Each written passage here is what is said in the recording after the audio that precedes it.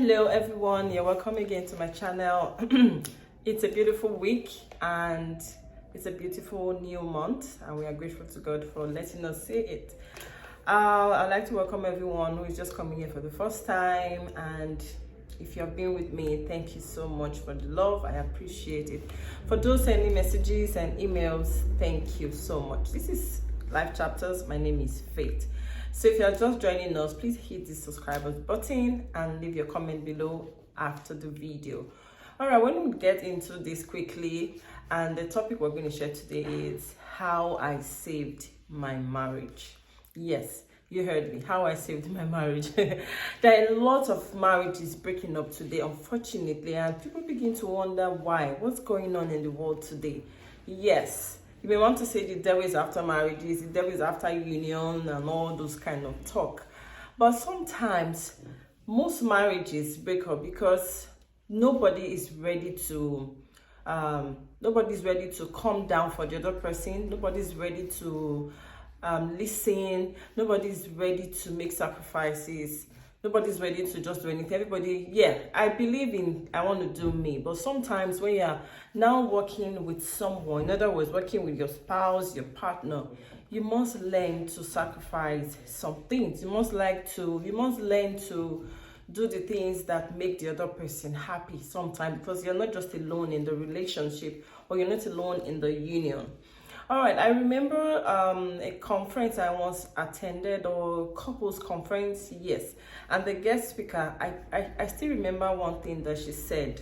She was addressing women especially, because this topic actually ties both genders, okay? So she said that when it happened to her, it wasn't just something that she heard. So she was sharing her story, and I picked this particular one out of it.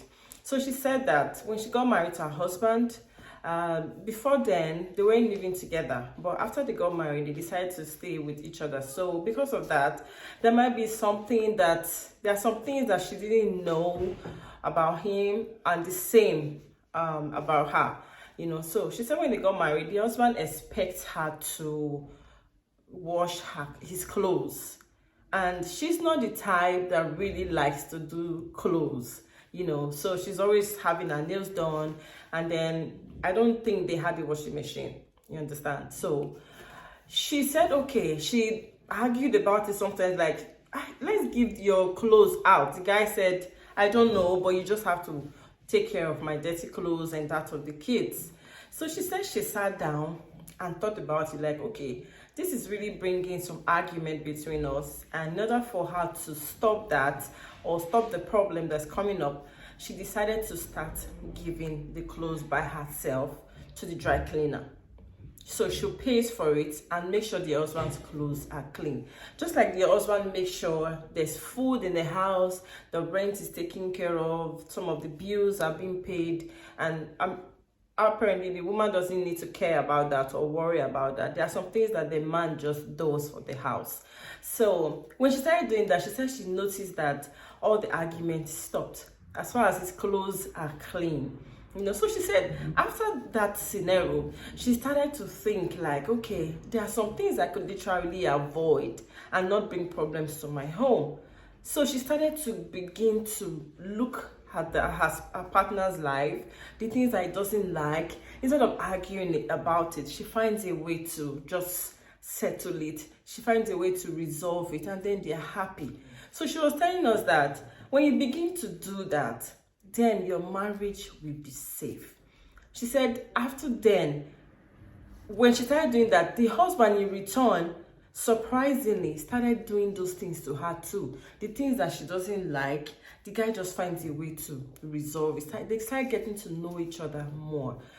Another of my friend shared with me, when we were all growing up, we were childhood friends. She didn't have any interest in the kitchen things. Kitchen business was not her thing.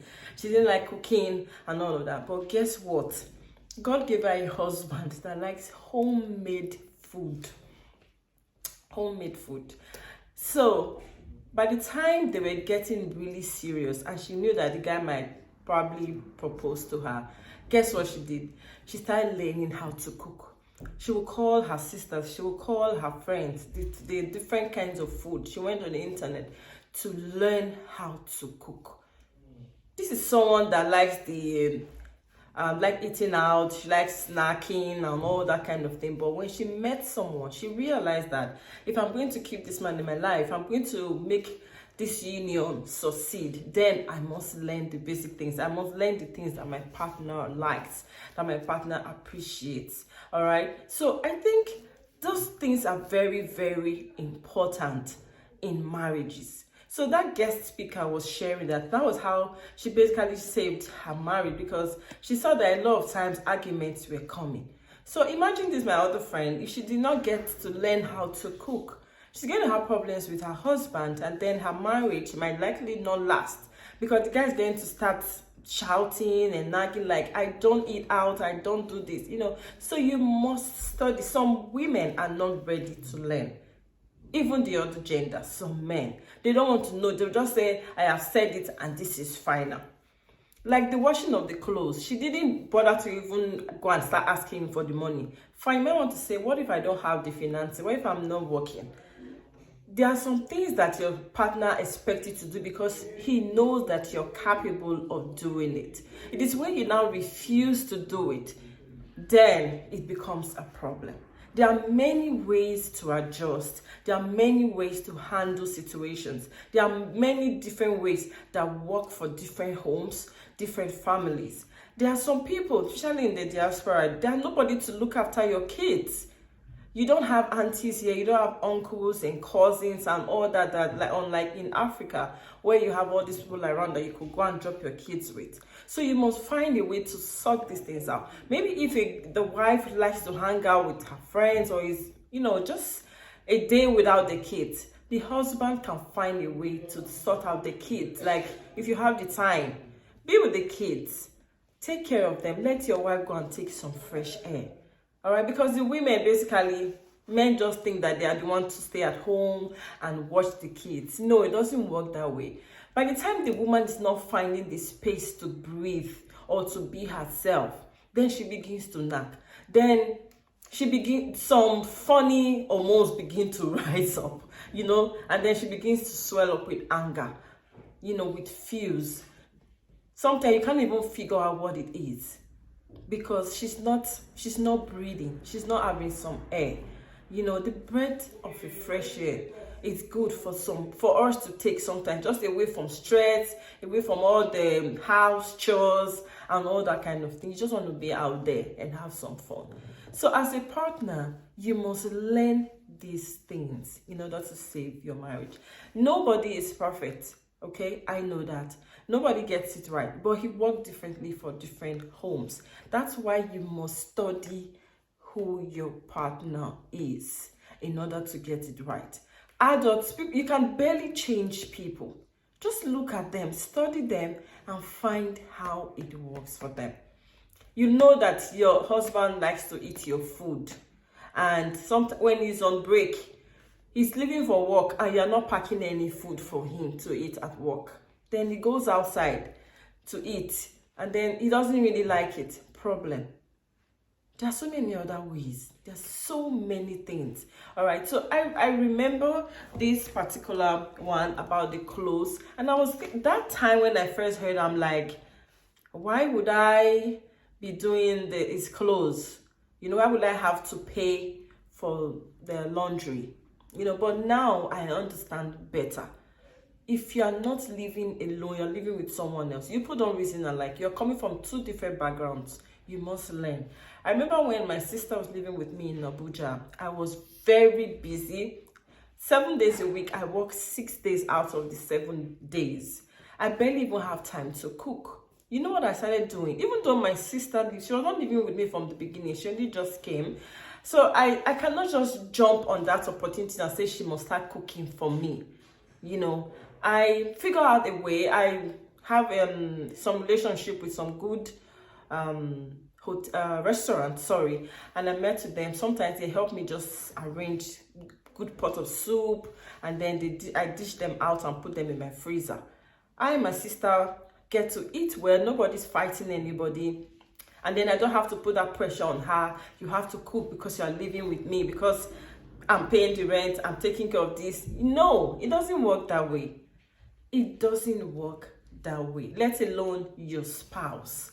Know people, study them before you know how to move with them. Don't just say, this was how you met me. I don't do this before you met me. No. It doesn't work that way.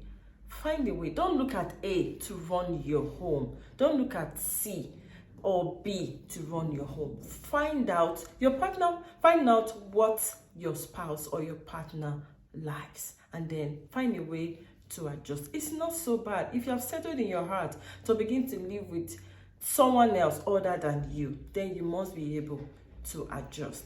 I'm sure we can find other tips, but this I really just wanted to share with us, because I remember yesterday a lot of marriages are falling just because of one flaw or the other. Also, let me share something that broke a marriage because of toothpaste. You will not believe it. The husband wanted the toothpaste to be pressed from the bottom, while the wife wanted the toothpaste to be pressed from the top. Because they could not find a meeting point, nobody wanted to adjust. Toothpaste broke up their marriage. Was it really worth it? I'm sure at their different corners they're going to have regrets, like, oh, we could have sorted this out, but it's too late, because you don't want to, you don't recognize the fact that you are now living with someone. You are married. You're tied in knot with someone else. All right, so it's not so difficult. If you're not compatible, fine. If you discover that you're not having peace of mind, your happiness is gone, that one is different.